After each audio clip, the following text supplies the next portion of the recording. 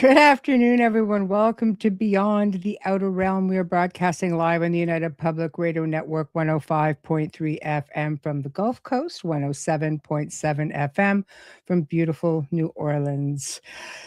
Today, really been looking forward to this. This is a nice, laid back, enlightening conversation. Just what the doctor ordered. Anyway, we welcome back Jennifer Jurkofsky. You guys will remember her. She was on talking about Lyrians on the Outer Realm. And today she's coming on to talk about her book, Spheres of Consciousness, a new map for awakening the modern mystic within. Sounds such a nice, whimsical title. Anyway, it's a transformative guidebook, which you guys might find really interesting. I did put the link in Amazon if you guys want to purchase it. And I've read it, highly recommended. Anyway, it's a guidebook and reflective journal for spiritual seekers, energy healers, modern mystics who are ready to step into conscious living and soul alignment. And everything I've read, I think even if you are, very much living the lifestyle, I think you learn a lot more about yourselves because just because you think you got it together, yeah, you realize you really don't. So it's always good to hear new ideas and sort of get into somebody else's uh perspective because it was very, very refreshing to read. So anyway, I see people lining up in chat. Hey, Hillbilly Herb.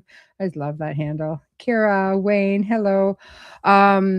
So anyway, we are not just streaming on our own platforms today, but Jennifer's got her Facebook and her YouTube. So welcome if anybody pops in. Going to be a lot of fun, going to be very laid back. And without further ado, Jennifer, how are you? Hello, Michelle. Thank you so much for having me back. I've been really looking forward to this conversation. Oh my gosh, me too. We had a great time when you were on before, and it was just so well received. And you can never go wrong with consciousness. Honestly, it's something that it's something. First off, I think people are awakening up more and more to. And you can chime in on that if you'd like, but it's something I think people are wanting answers to.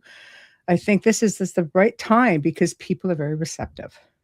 Absolutely. Absolutely. And I think we're coming to a place now too where really understanding what our consciousness is and how we relate to it, how we define it for ourselves. All of those things are becoming integral in how we navigate our day-to-day lives. Big time. Big time. Sometimes without even realizing, but what I liked about your book, it's this lesson in awareness, awakening, evolution, and a journey of looking inward. So you're kind of going from solo to unifying the whole we are one thing. Absolutely. Absolutely. The book actually came about. I teach a spiritual class, and the program, one of the students was talking about how we have this idea in the spiritual community that we have to transcend the denser energies, right? Frequencies are taught that some of those denser energies are not good, and that if we're in those energies, that we're not properly on our spiritual journey. Right. And so the question was asked because we do feel the dense energies. We're going to feel sadness. We're going to feel anger. We're going to feel frustration. We're going to feel these things. And that doesn't mean that we're doing it wrong. It doesn't mean that we've somehow slid down the ladder.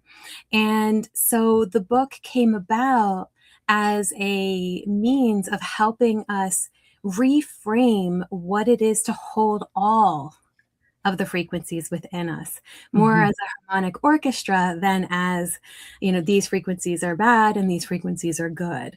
It really allows for the evolution of that understanding. That's deep. I do have to say, sorry, we've got some people are having a bit of a problem on YouTube. It's coming up vertical from what I'm seeing. And I have no explanation that aside from the fact that it could be a YouTube thing, because we're definitely not on Beautiful mode. Hmm. I don't know. See if there's a second link. Go into your Facebook and see if there's a second link. I don't know. Um, anyway, this is the book, and I want to put it up there while we're chit-chatting. Um, so making we the whole we are one, and unifying, it's hard. People, we've been so conditioned to be divided Mm, for so long. It's hard to get ourselves into that mode of live, love everybody, right? yeah, So, absolutely. y'all find on Jen's channel, might have to go over there. I don't know what's going on. Sorry, I guys. don't have the option for the narrow, so I don't. Yeah. You know what, guys? Go over on United Public Radio, the UFO Paranormal Radio. Go on the network channel because this seems to be okay. Otherwise, I don't know. Mhm. So, what made you decide to want to write about this specifically? Well, I think the class was kind of a catalyst for it. But then as the information was coming through, it's actually kind of similar to the Lyran Legacy, as I was told, it's time, you have to write this down. This can't Yeah. just be a moment of understanding for the class. This needs to be something that is given to the world. Yes. And as I said before, I kind of do what I'm told. You learn. And yeah, but I also I'm going about it. My background, I'm, by day, registered psychotherapist, Right. and I work in this a lot with clients in terms of how do we navigate the dense emotions? How do we allow ourselves to have that experiential acceptance, to get the messages that they're there for, and to be okay sitting in the difficult energy of that. And Spheres of Yeah. Consciousness is a beautiful model to help unfold that process. Yes. Well, like I said, it's a guidebook, and I thought, wow, this is amazing. I mean, this is stuff that's being told to you, and obviously, I mean, because you're pretty much exhibit a lot of this just in our conversation. So, is this something that they initially said, okay, Jennifer, is this as a do as just as I'm told, or is this a practice as I preach kind of thing? A very much practice what I Right, preach kind of thing. right, right, right. No, Yeah. this has been, I mean, for me, it's been a lifelong unfolding in that, Mhm. I've gone through really, really difficult experiences in my life. And, I even have it on my website, that idea of connecting with Nguyen's idea of the wounded healer, how Mm. we go through our own healing process. And then through that, through our own shadow work, we get to bring our genius forward. Yeah. Right? Experiences open us to other understanding that then we get the opportunity to expand on by Mhm. sharing. Because I Yes. do believe that every time I share something, I learn something at the Yes. same time. It's nice when it works out that way. It is. It's nice. I like the perspective that you use where you're not climbing a ladder Mhm. because that can be just the thought of it, I mean, how hard you have to go can be very tedious. It just seemed like a lot of work. I like that you use spheres. Yeah, this was probably the biggest transition or change that the message of the book is bringing forward, because you know, one of the things that kept coming up in conversations and all of that was um, that we were, in this, like, okay, if I'm feeling sadness, I'm in this frequency. Whereas if I'm feeling joy, I'm in this frequency. And this frequency is good and this frequency is bad. So, I'm climbing up, right? And the highest one, getting into love and gratitude and all of that. Whereas if I, somehow find myself back in sadness, what's wrong with me? This became the narrative. Like, what's wrong with me? Why am I back down here? Yes. Whereas the sphere model recognizes that when we're sitting alone in the density, it feels like that's all there is. But as we expand out into the other spheres, we realize that I still have the density, but I Right. also have all of this expansiveness that I can meet the density with, Like right? bonus space. Yeah, exactly. And then as we have this ability to step into the expansiveness, the sphere kind of becomes that toroid, right? So we know that that toroidal energy of going back into the density and then expanding back out allows for us to sit with sadness and also have joy, to sit with anger and also have gratitude, right? It Yeah. allows for us to have these things together as opposed to isolating them and identifying some as good and some as bad. Yeah. That's yeah. That's probably the best way you can look at it. It's hard. Again, I have to say it's very hard to separate all of that. Now, this is something that goes on. This isn't just like current times. I mean, the mystery of consciousness, and you write about, Freud's model, and you talk about the Eastern philosophy. And so how far back do you feel this is something? How far back does this go? This connection, this understanding of consciousness and different levels and dimensions and so on. I think we've probably been trying to figure it out from the moment we gained consciousness. Tanis, thanks for joining. Yes. But Yeah. it's interesting, because you ask that, and then kind of going back to our conversation previously with the Lyran Legacy, Mhm. when we first incarnated, if you will, I think we still understood it on a very deep level. And I Mhm. think over time, it faded. And then we had to Yes. rebuild our understanding of it. And that's even if you can remember it. Like, I mean, Mhm. coming here, how much do we forget? I mean, I think initially it's interesting because I think children come here knowing so much Mhm. because they're wide open, and then life sets in and you realize, I don't remember a thing. Like, Yeah. I could barely remember my dreams, let alone try to remember everything that came in. So do you feel that this is something that is instinctive? It just kicks in at some point because we we have a lot of odds stacked against us with synthetic frequencies and so on, man-made, that kind of thing.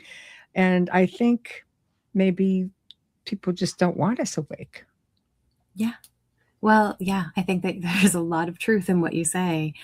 Mm. And, we do it's funny you say about children. I remember my eldest, very, very young, telling me, "I miss flying, Mom, and why can't I do that I wanna anymore?" fly.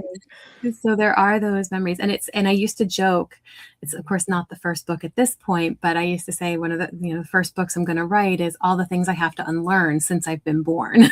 Yes. Right? Yes. Yes. The conditioning.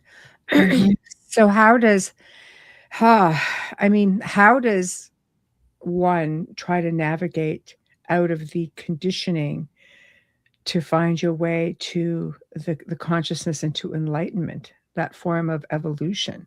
Like, let's go through the steps of the spheres that you have. Like, walk us through. This is where we're going to start, and Mhm. this is how it progresses, if you don't mind. Yeah, absolutely. So the way that the book is set up starts with just bringing in awareness. Yeah. And I think that our very first opening to anything is, can I be aware? Even of the deep remembering. Can I Yeah. be aware of it? Mhm. Um, and so the more that we can bring awareness into our experience, the more we can shift it. But if I'm not even aware of the conditioning that I have, Mhm. what am I going to do about it? That's Right? yeah. So the first step in the book is looking at, am I aware of my relationship with the dense emotions? Mm. And this can be heavy, right? I say, like, the book starts deep, like it brings you right in Yes. right away. Dense emotions. Like, explain what dense emotions are before we get through that. Absolutely. Absolutely. So I categorize what I've basically done in the book, just as a means of helping everybody understand, is I've gone through, based on the emotional frequencies, and broke them down into the core spheres, the mid spheres, the outer spheres, and beyond the sphere. And so Mhm. I took each of them. So when I talk about the dense, it's the heavy energy, the contracted energy. So this is shame and guilt and fear, our survival instincts, the things that keep us feeling caged or feeling trapped, right? Those are the ones that are the denser energies. And so we Mhm. look at those and we look at our relationship with them. And oh, thanks, Tanis. And one of the things that I have even said to people who have reached out about it is, if that's hard, it's okay, come back to it. Right? It's hard Okay. for us to sit with the really heavy feelings that we Yeah. carry. And when we're on the spiritual journey, I think that sometimes this is where spiritual bypassing and stuff can come in, where it's like, no, no, it's all okay. I'm not going to, it's fine. It's going to be okay. It's Meanwhile, you're in the fetal position on the floor going, "I'm facing my demons."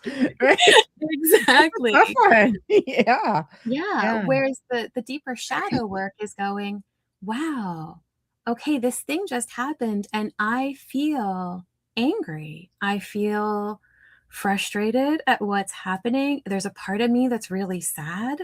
Mhm. And that doesn't negate the fact that I also have, you know, joy about other things. But in this moment with this thing, these are the feelings that I'm experiencing. Can I let myself sit with them to get the message? Mhm. Right? To understand what they're there to tell me. And then from there, I can bring in gratitude. I can bring in joy, right? I think one of the biggest kind of transformative moments for me was being in a place where I was so destroyed, right? Something was happening in my life and the deep wailing, ugly cries that we can have, Yeah. letting myself have the experience and letting myself sit in the density of it, I was able to then bring in love. I was able to bring in gratitude for the unfolding and the releasing of it. Mhm. Um, yeah, and to what Tanis had just said about that liberation that comes with understanding that we can hold multiple emotions at the same time, because when we're in that space where we're expansive, the the sadness isn't overwhelming, even when it is debilitating. Yes. Yeah. Because it is very heavy because you're going through, first off, it's that fight or flight thing. Mhm. When you're facing certain feelings, I think guilt and shame seem to be harder to overcome, let's say, than fear, or even conditioning, because we put so much on ourselves as people, especially if you're someone of faith, because you have that sort of thing running in the background, and a lot of times, and I've just seen this in spirits who have been left behind wandering just in fear of, I think I'm gonna take my chances and stay here instead of see where I end up. And you realize, no, no, this is not quite how it works. So, but that's what we're conditioned to believe. Absolutely. Absolutely. And the more that we hold those, the guilt, the shame, yeah, Yeah. they are pretty dang powerful. I'm familiar Exactly. with it. Yeah. And, Yeah. but they're powerful because the mind gives them narrative. It gives them story, Yes. right? Yes. And then we hide from the story because we don't like it. But if I could look at that and say I have, guilt for something that happened that I wish I had done better, or I wish I had done it differently, then I'm able to notice the narrative Mhm. as it shows up for me. Yes. And if I can become aware, the observer in that moment, Mhm. I can go, okay, this emotion is here as a messenger just to tell me that I'm not okay with the way that this went down. Yes. Right. Yes. Yeah. But it can help shift us from beating ourselves up about it, because in the moment that we recognize that it's the messenger, Mm. then we don't have to continue. And I'm saying we don't have to continue because sometimes we do, but Mhm. we don't have to continue the pattern of beating ourselves up for having that feeling, Right. right? So Or for basically, you have to be outside the box looking in mhm, from an outside point of view and just watching things mhm. unfold. So you're looking in, but you need to see from, like, an external space as well. Yeah. So this is where getting into that observer part of our consciousness, whether we want to call that our higher selves. Um, Yeah. yeah. And so when we recognize that all of the things that our mind is telling us is not the absolute truth of it, we are Mm. able to step into the observer role, right? Mhm. My mind might feel like, and my body might respond as if this feels like it's the truth, right? Yeah. That's But a good. just the ability to challenge that, right? Mm. It allows for us to shift. Right. So visualization, Hmm. manifestation. Yeah. This is where Right. there's so many really cool tools, and working in mental health, I'm familiar with them, and some of you may be as well, but like Byron Katie does the work, which is 4 questions and a turnaround, right? It's like, is it true? It's the first question. Is it true? Right? Right. And there might be a part of us that goes, it really feels true. Okay, cool. Question number 2. Is it absolute truth? Well, those of us on our journey know absolute truth is not what we Yeah. thought, right? Yes. So it just Yes. gives us a little bit of a moment to gain that separation, right? To step Yes. back from it and go, okay, maybe it's not absolute Yes. truth. Right. So you give yourself permission to move past that, right? So Yeah. when it says, "I found that after so many years of people telling me that I'm stupid," etcetera, as an example, the Mhm. conditioning, I began to adopt those things as true, and from there, it became my inner voice until I was the only one or the only thing I could hear. So that again, yeah, the conditioning. Absolutely, Yeah, absolutely, and we do this to ourselves all of the time yeah, because, we're told something, and then a part of us takes on that narrative to keep us in line, to keep us acceptable, to keep us loved, to keep us whatever, right? yes, yeah, And yeah, and so it is really hard to break that conditioning.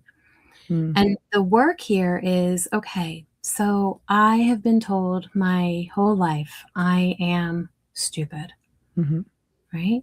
So mhm, a big part of me is going to go, yeah, that really feels true because that's been my reality and my conditioning mhm, all the way through. Yeah, conditioning is no joke. exactly. And Yeah, so, you know, but then how do we break it? And I think part of it is that very awareness of this is my conditioning because I've been told this mhm, at some point in my life. And whether it was my whole life or one time and it really stuck with me, they're yeah, both, equally devastating to the system. So yes, I can say, okay, I was told this. And at one point, I chose to believe it, even if it wasn't conscious, right? yes, I yes, took it on and I owned it because owning it, for whatever reason in that moment, kept me safe, mm, right? yeah, Right. Yeah. That's okay. Hmm. Because Yeah. when I realized that that was what was happening, now I can go, okay, but I don't need that safety net anymore. Yeah. Right? That's tough again. Yeah. Lose a safety net. Right. Trapeze. Well, and it's not, yeah, it's It's that tough. I don't need it anymore, right? I'm not swinging from the same trapeze that I Yeah. was Yeah. Yeah. when that was happening. We like to be in the drama triangle, playing either victim, villain, or hero. When we step out of those roles, we can take on the observer role. Also, a Mhm. big one. Remove the labels, Yeah, yeah, right? Remove those absolutely. labels. Um, hmm. So, as we get awareness and all the really dense Mhm. feelings, right? Where do we go? We go to the mid spheres. So, what awaits us in the mid spheres? We do, we do. And so the mid spheres is that awakening to our personal power, right? This is where we find reason, where we are allowed to actually bring in anger, and have courage and willingness. And this is such an interesting piece too, because I've had this before where people go, "Wait a minute, why is anger in a mid sphere and not in the core sphere?" Yeah, right. I'm like, pride, anger, the Yeah, big the but faux but these pas. are exactly, Yeah. exactly. But these middle spheres allow us to shift, right? Mhm. Where instead of, being in that place of I am, I'm insignificant, or whatever the inner language is that we keep ourselves in that shame, fear, and guilt area, it allows us to go, wait a minute, Mm, I'm not. That's not my narrative. That was somebody else's narrative, mm, right? And this is where, again, I know pride is one of those things that we are very much shamed for. And I'm not saying pride in the sense of, you know, I'm, I'm the best and all of that. It's more, um, where we look at the ability to go, okay, I can recognize that I have a value or a purpose, right? And sometimes even stepping into the inflated sense of self gets yeah, us to just expand out a little bit, right. So right? pride, but not ego.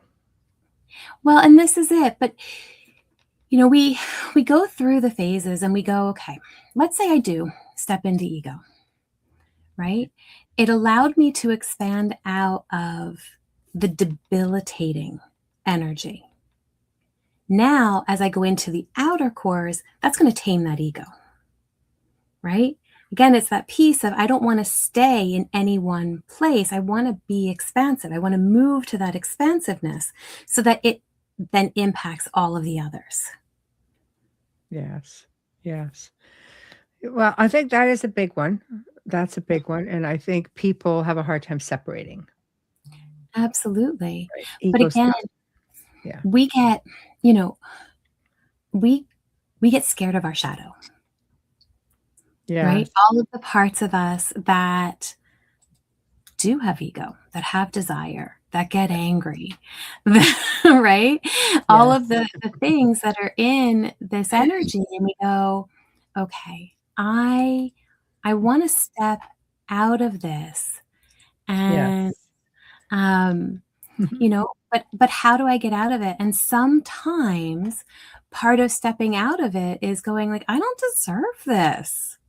This isn't okay. This Yeah. isn't okay that somebody's talking to me like this, and it's not okay that I'm talking to myself like this, right? Yes. And so then we move into those middle energies of courage and neutrality and willingness and acceptance and reason, Yeah. right? Mm. That's the energy that we want to step into Yes. when we leave the density, right? Yes. Yes. so like as we're climbing kind of through the core and really getting through it, we notice these dense emotions sometimes help us to kind of break out, right? And now all of a sudden, if I'm in the density and I am going, wait a minute, this isn't okay, and I'm angry about it, maybe then I can step into courage to do something different. Yeah. Right? Getting over the fear of the unknown. Mm-hmm. And again, consent, giving yourself that consent to say, no, Yeah. I can move beyond this. Like you say, I deserve better. But sometimes we need to give ourselves that consent, and that makes it really difficult. Change is frightening for some people, Absolutely. you know? Absolutely. And when we're in that place of, fear, yeah, righteous anger is valid. Yeah, and how you react to it. And this is it, because when we, if we're angry and we lash out at somebody, no, that's not okay. And yet there is the potential for growth in that. Mm. There's the potential in growth for us if we can acknowledge, wait a minute, okay, why did that anger just get pulled from me? What am I feeling about this? What is it that I think is not okay in this moment? Right? Yeah. Yeah. And That go ahead. Yeah. yeah. I'm just watching the board. This is Yeah, interesting for no, me. it's okay. There's so I many know. wonderful comments going through. I can't keep up. Yeah. But this is it where, if I can look at that and go, okay, I am feeling this anger. Now, what can I meet it with? And this is what the part of the journaling in the spheres of consciousness does, is it goes, okay, I'm feeling this anger and I want to do something. All right. Do I need courage to make a change? Do I need to stay neutral and see what happens? Do I need to have willingness to allow something to unfold? Is there acceptance needed here, where I have to take that step back and go, okay, I'm going to have to let go of this, right? Is there the ability to bring reason or logic in to be able to shift what's happening inside of me, right? These are the mid spheres that help us navigate the denser energies. Yes. Right? Yes. So now all of a sudden, I'm not just in anger.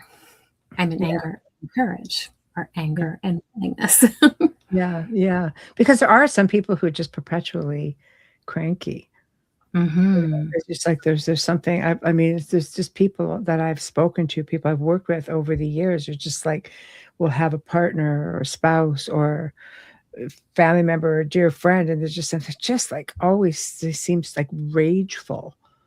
And I mean, how do you say to somebody who rages all the time, love and light, let me introduce you to consciousness rehabilitation? It's not going to go over well. This is where, I'll, and I this is with clients too. It's like, okay, so what is this rage doing for you?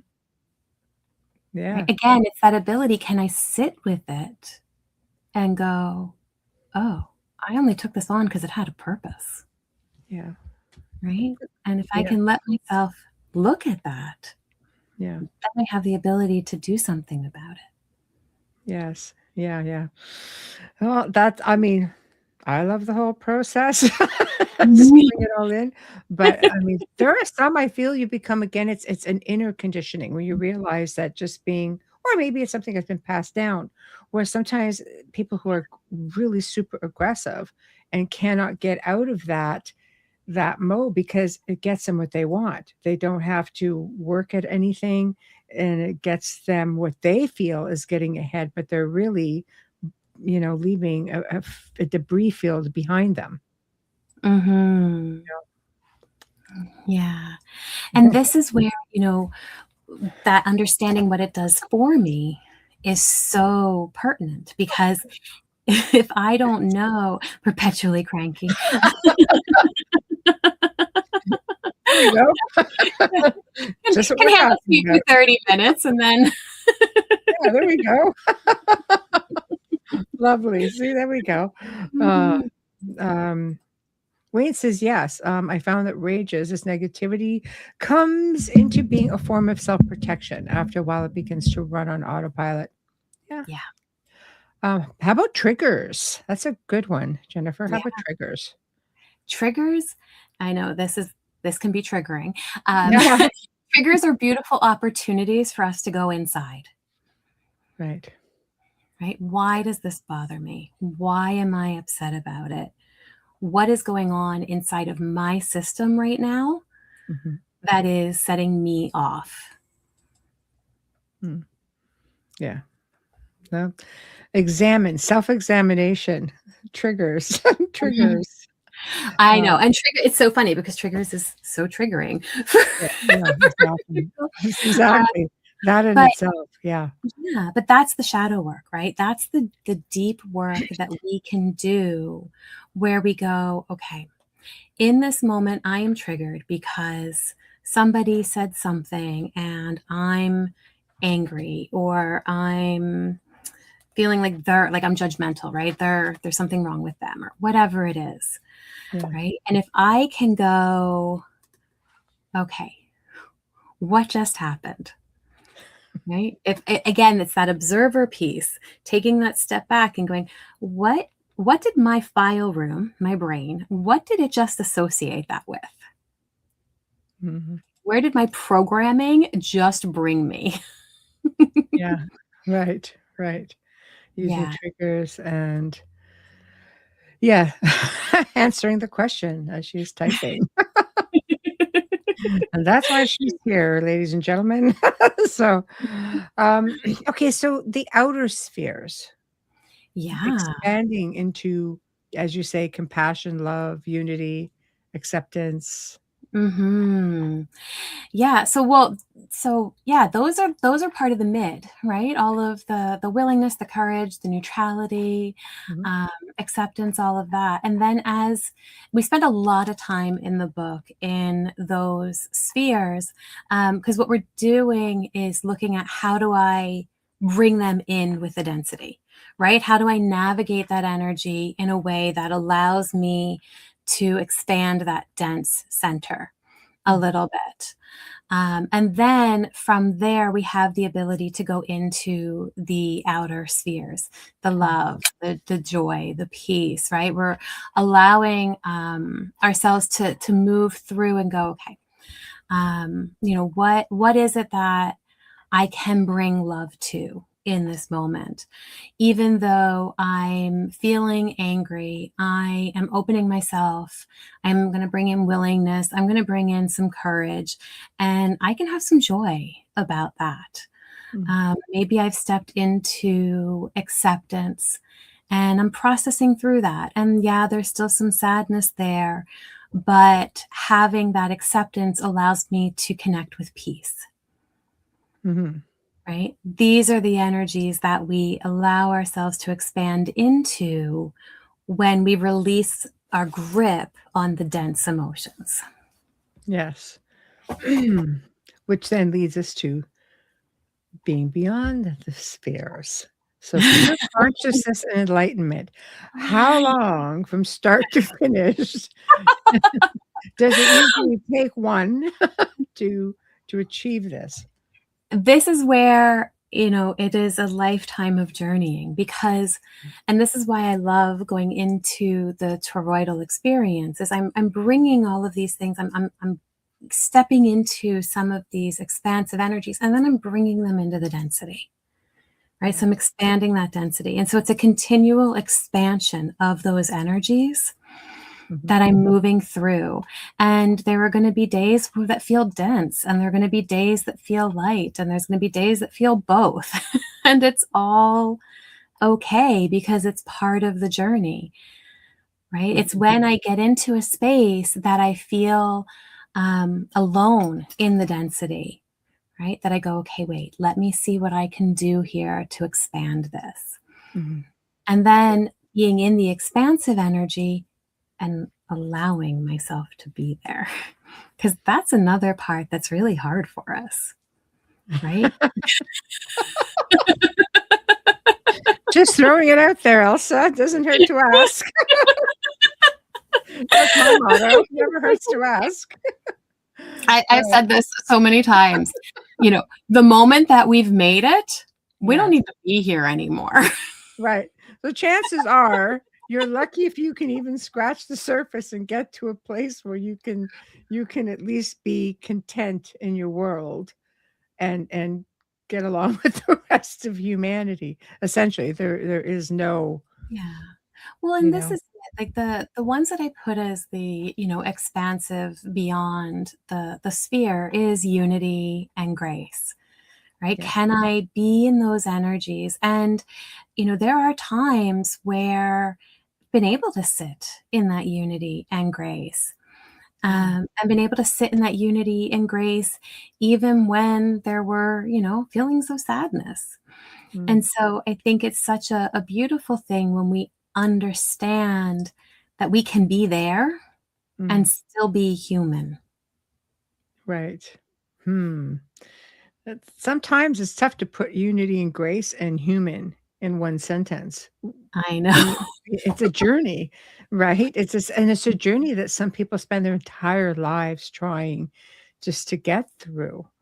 And all the bumps in the road and the hurdles, and it's definitely you have to be passionate about it, or you have to really, really crave it. Yeah. Because I mean, unless you wake up after some crazy NDE and go, oh, there I am.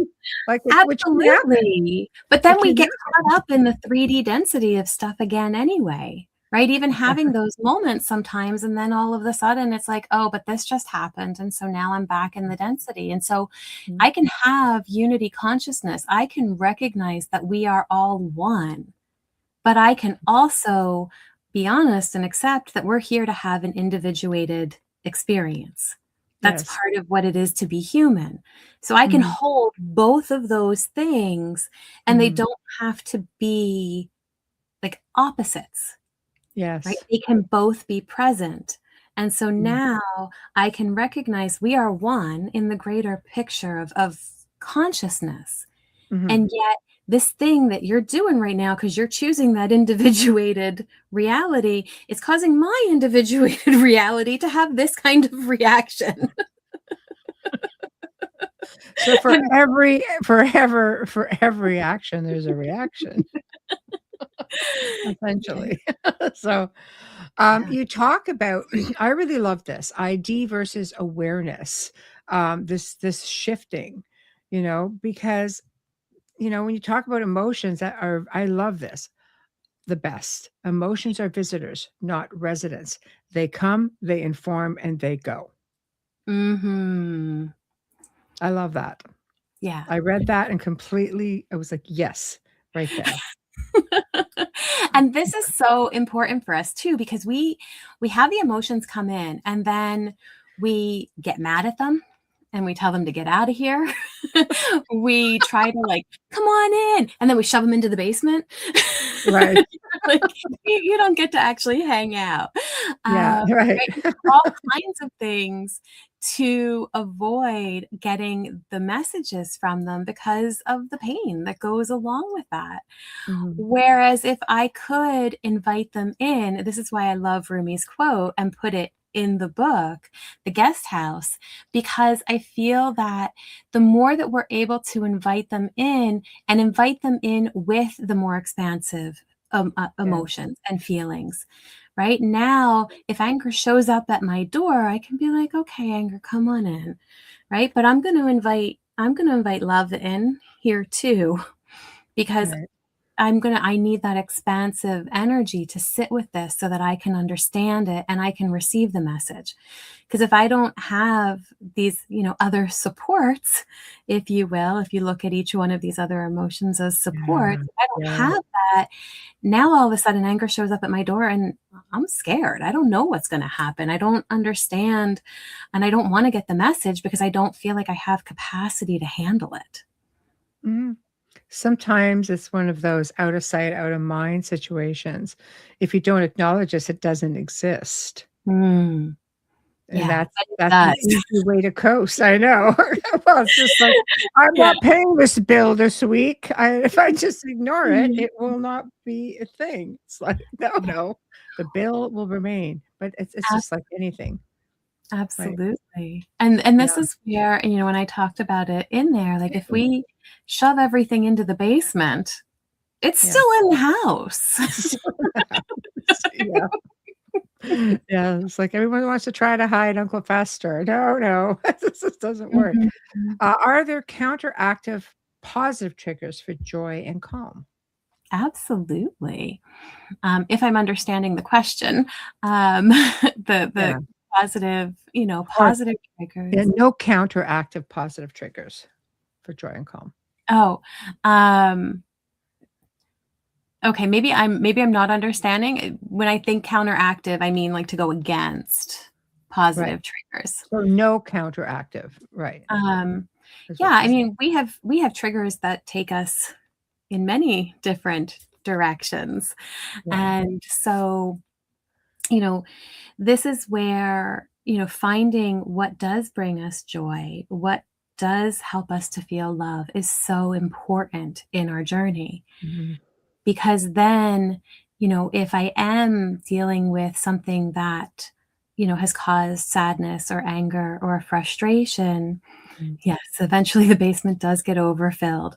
And that's when I have to be able to trigger some of these more expansive feelings of mm, love and joy and hope and gratitude. Because when I can bring these energies forward, I can allow myself to fully experience the sadness or the dense emotion that's, knocking on the basement door going, "I'm still here." mhm. Yeah, Right? yeah, Um, but I can do it in a way that means that once I've gotten the message and I've allowed myself to sit with it, I can then open the door and go, "Thanks so much. I'll see you next time." I don't have to yes, keep it in me, keep it in the basement or wherever it is I'm storing it, right? mhm, I can let it flow through and then release it. yeah, right, very that's important. So so we're getting into let's talk about frequencies because, wow, we can segue into that from here because I do believe it's a vibrational thing as well. Mhm. Our moods set our vibe, right? Or sometimes vice versa. But the idea is that they work very hand in hand. And you do talk about the importance of understanding frequencies. Yeah, absolutely. Absolutely. And I think this is where I think the biggest kind of difference is in the way that it is brought up in the book than to how we've been taught. Mm, Because we are always taught, well, always, we have been in the last little while taught yeah, that if we are, say, sad, we're in a mm, low frequency. right. And that low frequency is bringing down our vibration, and then we are attracting things that are low vibe into our Mm, experience. mhm, But sadness is always going to live in us, mm, as much as joy is always going to live in us. They're all mhm, there, right? And they get activated as messengers when something needs to be brought forward. mhm, So just because we feel that feeling doesn't mean that we're suddenly in a low vibrational state. If I allow myself to just stay in the density and I'm mhm, not expanding that, now all I feel and right, all I experience is that low vibrational state. mhm, But if I can sit with that sadness and I've been able to bring in love, mhm, now all of a sudden I have a harmony playing within me. These frequencies are playing together. One isn't, I'm not just in the density. I have the ability to also be in the love, yes. right? Mm, So now I can get the message of what they are there for. mhm, It doesn't mean that I've suddenly gone into a low vibrational state. right. It just means you have to, A, again, I think a lot of it is here because the vibration of love is completely almost overwhelming.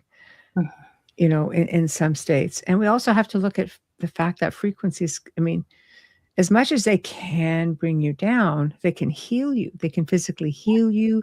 They can bring you out of so many, slumps. I mean, I don't think people use frequency the way they can. And again, I have to go back to the world of synthetic frequencies, So our antennas are jammed up with Yeah. with these artificial, Mm-hmm. man-made frequencies for whatever reason. I mean, we live in a world of technology, so therefore technology comes at a price. And it says our own inner antennas are like, okay, we're trying to connect to source. Mm-hmm. We're trying to connect to something higher. But when you have a world surrounded by satellites and everything else, because we are a society that thrives on technology, then how do we get around that? How do we literally work around all of that? Go back to basics. How?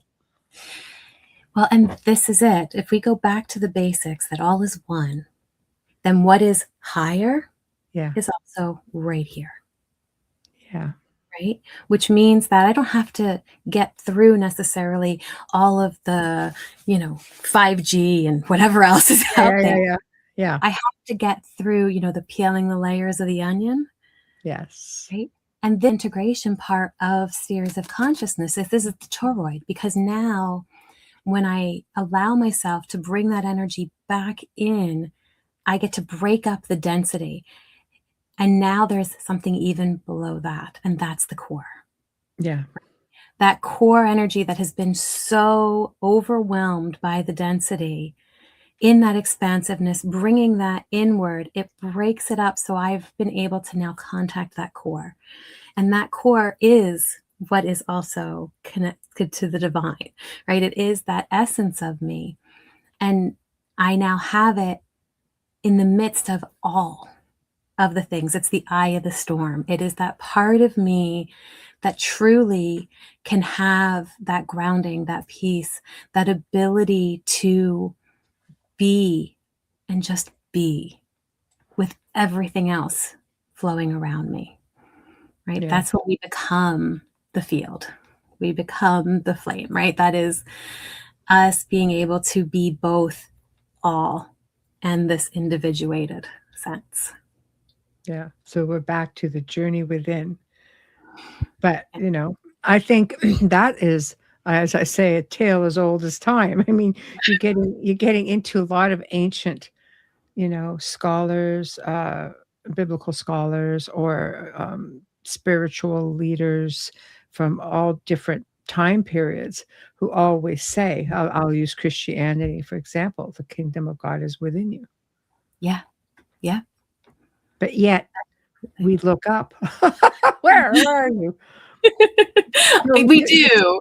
Yeah, and I don't mean that, like, facetiously or disrespectfully, but I mean, we're taught, like, the kingdom is above and, you Yeah. know, hell is below, and we're up and down. Like, I think we have to realize that, no, there's very much within, and I think there's many who have true understanding of that in all of these ancient teachings. Mm-hmm. So Well, and yeah, and it's interesting, that idea even of heaven and hell, and even in the scriptures and all, when we look at it from the mystical standpoint, mhm. it, the idea of heaven is connected to the oneness, whatever that is for us, whether that be God or Allah or Yes, universe or of course. light or love or whatever. Yeah. Source. Source. Yeah, exactly. That connection, that's heaven. Mhm. Disconnection, Mm. that's hell. Yeah, And yeah, so we can ebb and flow back and forth between the two as mhm, often as we let yeah, ourselves yeah, in so many ways. mhm, And, right, yeah, you said Christianity with the kingdom of heaven. And I do talk about that in spheres. Buddhism has nirvana and the Hinduism has the samadhi. And it's like mhm, this whole energy around, what is it that I, mhm, yeah, what is it that I want in my experience? And then how do I allow myself to have that, knowing that being here and choosing to be here comes with its difficulties. Yeah. So, well, they give you this theory that, oh, we decide before we come here. We're coming here and this is going to be our path. And then you get here and you're like, why would I do that? Like, why am I living this existence? Mhm. So somehow is it either that's the plan or do we just go off track because we forget? Yeah, and maybe it's a little bit of both, but I think maybe part of the forgetting is so that we can have a unique experience. If we Mm. all remembered everything that we are, there would be no unique experience, right? But in saying that, if you're here to, let's say, get it right because you didn't get it right the last time, and you're not allowed to remember, say, well, how do I know that I am even on the right track? Because that definitely will give you a unique experience. It just Absolutely, absolutely, but then doesn't mean you're going to go where you want to, though. well, and then the question is, what is getting it right?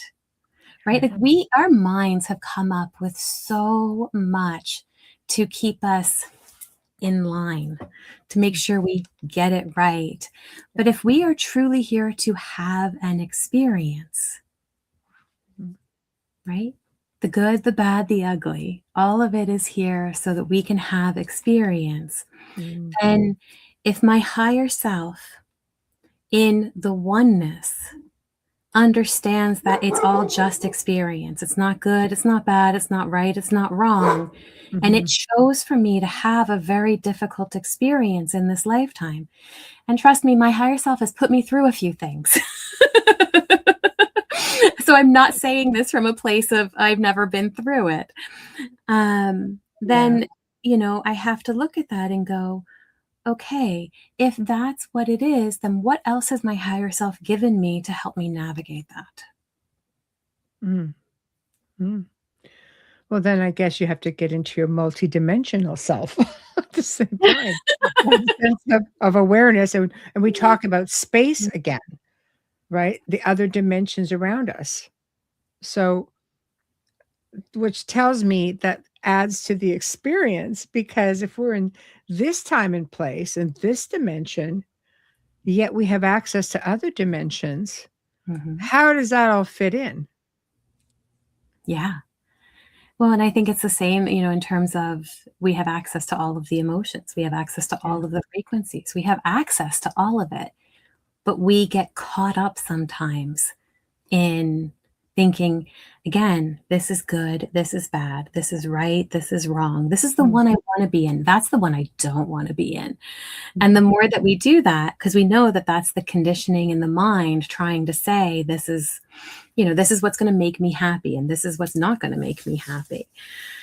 Right. Yeah. And so how much of all of that is just the machinations of the mind, and how much of that is the reality that we are Mm. actually in? So,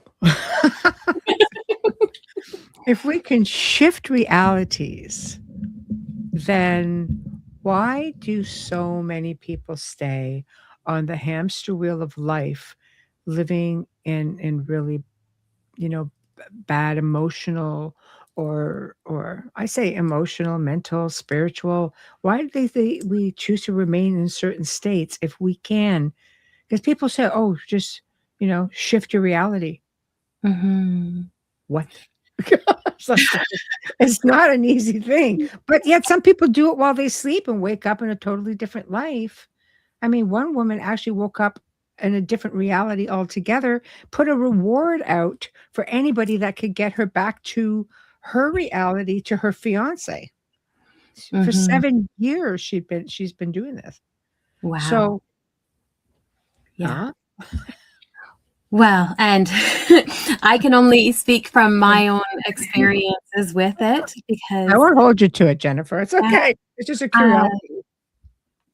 but, we have things like shifting, through realities. We have walk-ins that come in late that were not here to begin with, so there's a new kind of energy taking over a life. We have, a lot of these near-death experiences that open us to being in the world in totally new ways. To say, like, why are some more than another or different?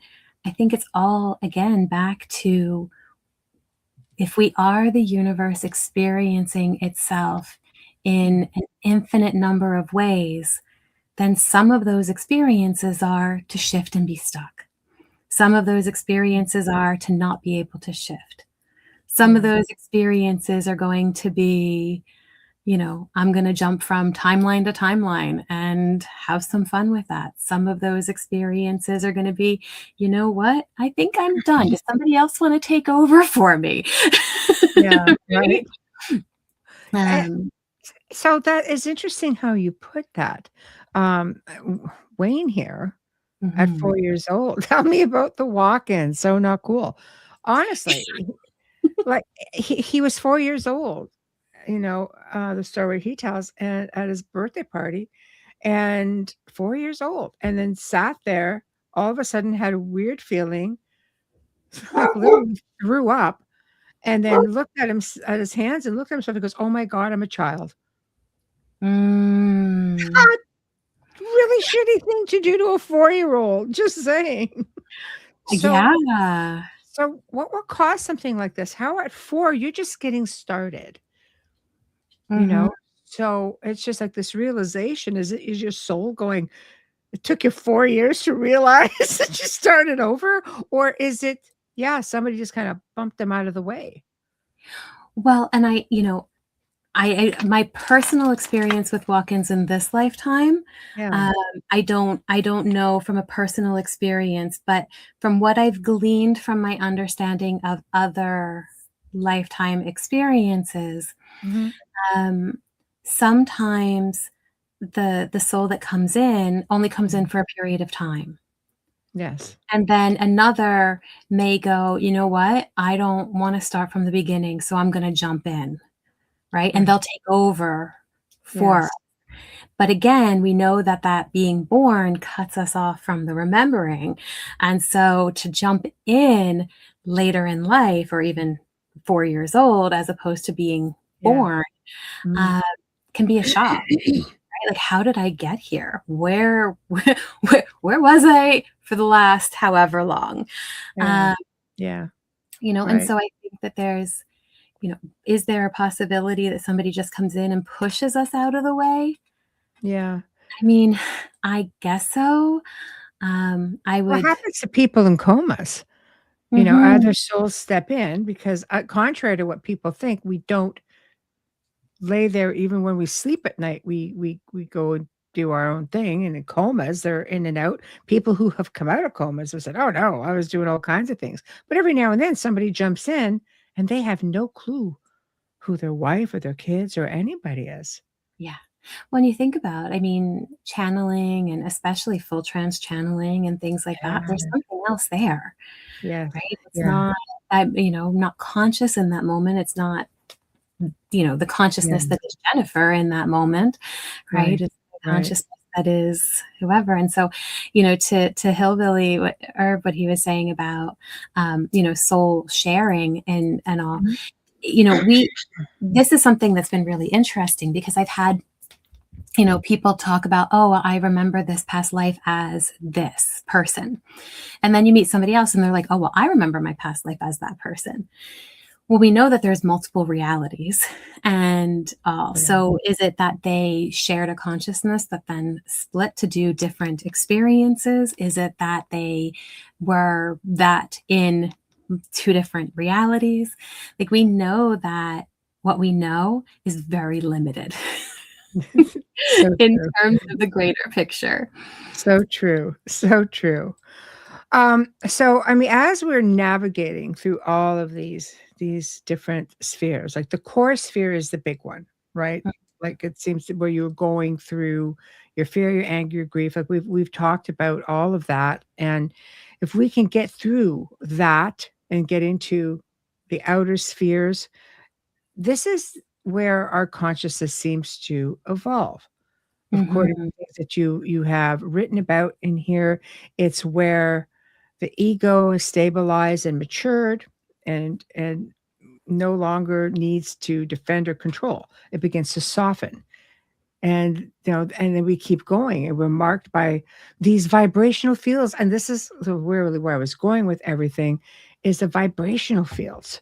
Like different vibrations do crazy things to us, Yeah. right? Can you talk about that a little? Yeah. And so it's it's interesting. I have had experiences of, we'll use Unity because this is one I remember. So I'm just outside of Ottawa, uh, Yeah. big little city coming from, other Yeah. big cities.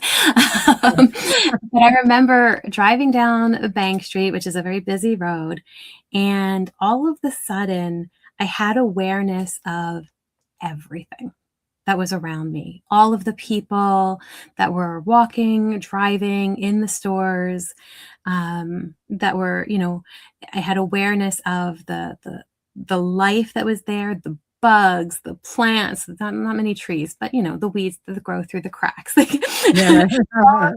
Right? And I had to pull over because it was too much in that moment for 3D me to be able to continue to drive down the road.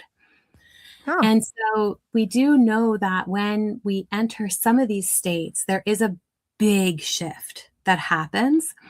And then there's an integration that has to happen, right? Because Yeah. we can, stay in those states. And there are times where, we've heard from different spiritual teachers and things like that, where they've entered that state and they go, okay, I have to kind of come back a little bit if I'm going to function here, or if I want to bring that message back here. And so we can enter these states, but we also know that that integration piece means that we're not bringing all of it back. We're bringing pieces of it back, Yeah. right? When Yeah. we've had these beautiful experiences and we get to a place where it's like, I don't actually have words for this, for what happened, right? And the moment that we put words to it, it's like, oh, I've just limited it and limited what the experience was. Yeah. Um, and so, we think that we need to be in this like expansive vibration all of the time.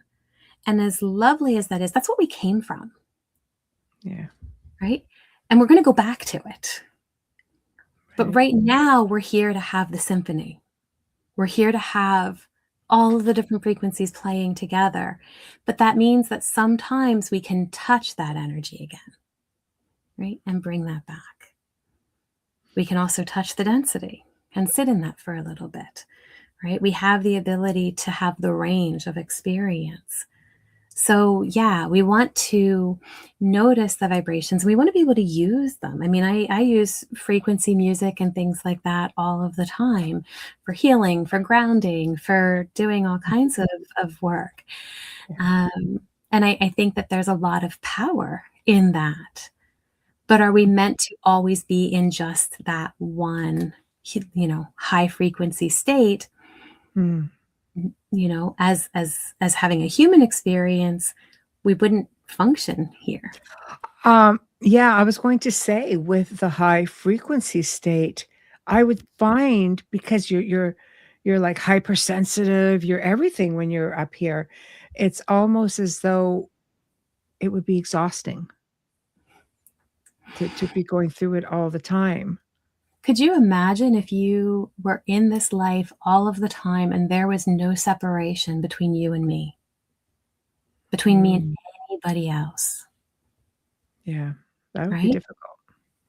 It would, especially because so much of the world around us is having an individuated experience, Mm, right? yeah, So, right. how do we hold that?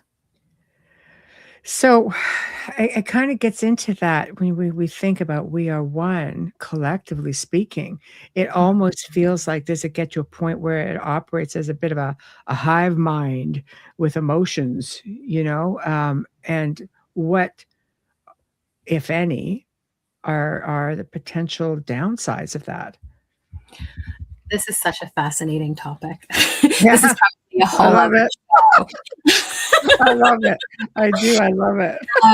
What comes to mind for me is so in human design, Ra Uru, who channeled the voice for human design, talks about the 2027 prophecy. And he Okay. talks about how the body is changing. So just like how we changed from a seven-centered, the seven chakra being, to a nine-centered being, we're going to be changing again. Yeah. So, and again, depending on the belief system you follow, but there's a lot around 2027 and changes that are coming through different theories as well.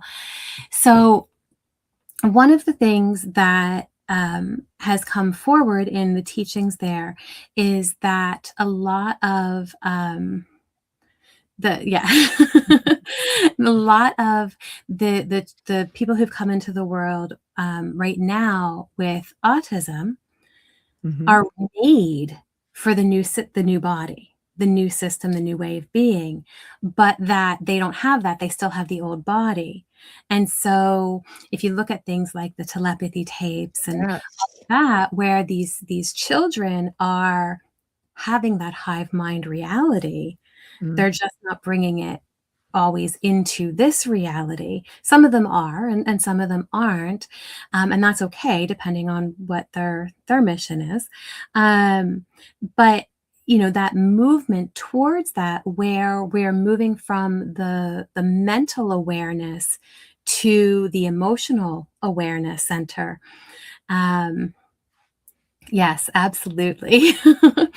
It allows for a shift from the mind always trying to figure everything out to that very communal way of being, Mm. which does then move us more into that hive mentality, um, with while also being individual, Yeah. right? Because the consciousness is connected on a completely different level. Oh, it's incredible, having worked spiritually with people with, for example, Down syndrome or autism, because I have so many people in my life who have children who are autistic, and when I observe them, they are absolutely incredible, and they're Mhm. unbelievable seers, like, even beyond the telepathy thing. Yeah. I remember having somebody visit one time, and her daughter just sat there because I was, working with another family who had a negative attachment. And she just looks around, kind of looks around at me and looks to her mother and says, "Mommy," she goes, "Who's that?" Like, "What's that growly thing over there?" And she's just mom's like, and I'm just like, "It's okay. It's okay. It's with me." Pop that out, but it's interesting because it's just so pure, and their minds are just somewhere on a vast, Yeah. vast scale. Nothing. They're not limited like so many of us are here. Absolutely. Because and this is the thing, we talk about, like, there's things like, ABA and stuff like that, and Yeah, that try to condition them into our world, right? But it's really hard you can't do because they're no, and they're in a place where, we need to learn how to be like that on so many levels, that connectedness, that oneness that they're able to tap into. If we Mhm, can meet them there, mhm, right? That's going to be a beautiful kind of evolution for mhm, us mhm. as humans. I remember working with the population at one point, and I would get called in when the kids were having, their moments, Mhm. and nothing that, people were trying to do was helping, and I would just go sit, and they would come and sit, right? Because we would meet somewhere else, Yes. talk, and then right? Bring that back Yeah. into and integrate.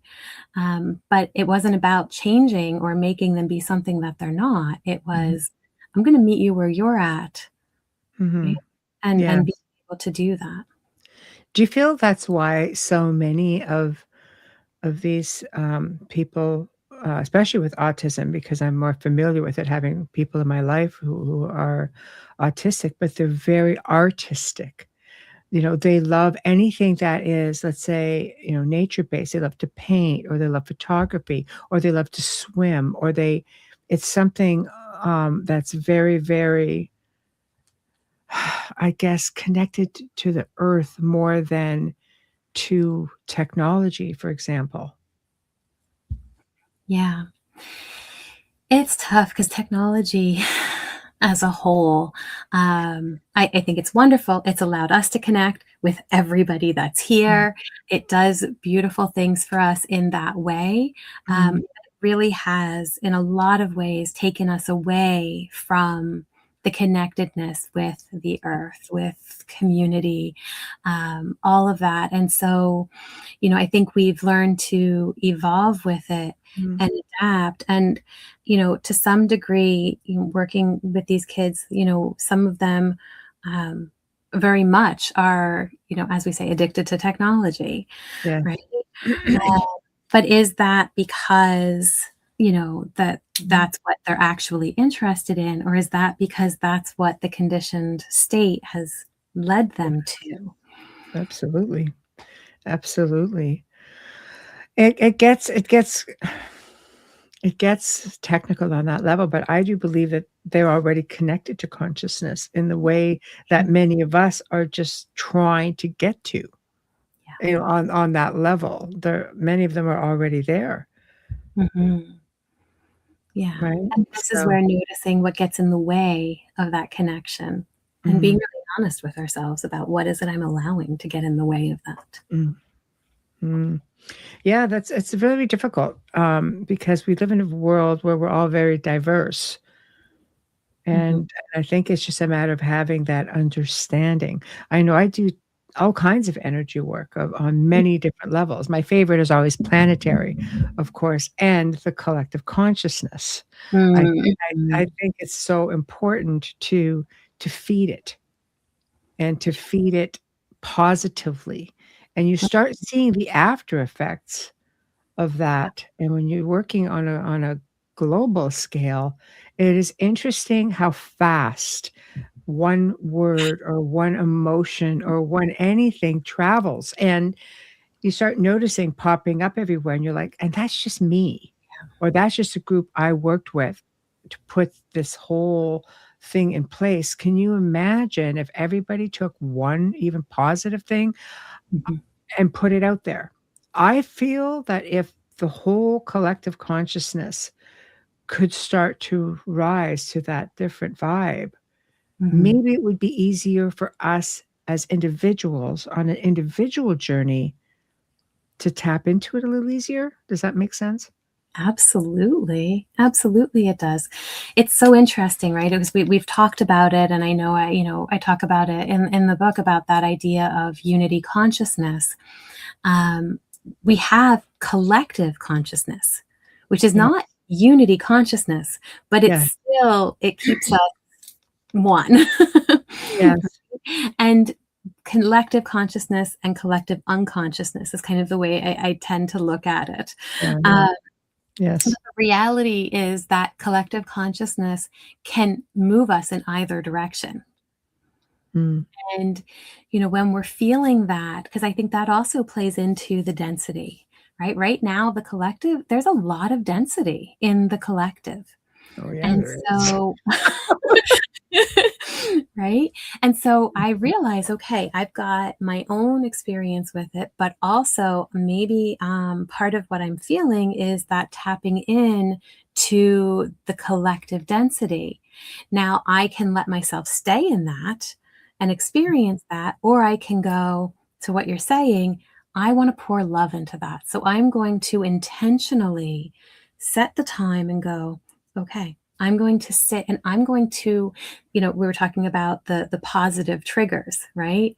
The glitters, as they're often called, where I'm Yeah. going to bring love into my experience. I am going to reflect on moments where I felt deep love, whether it was to me or for me or both, where I've been able to give deep love, where I've been able to maybe experience love, from a stranger, or feeling love towards somebody that I don't know, right? And then expand that Mm, and more until it's like, okay, this is overflowing now mm, from within.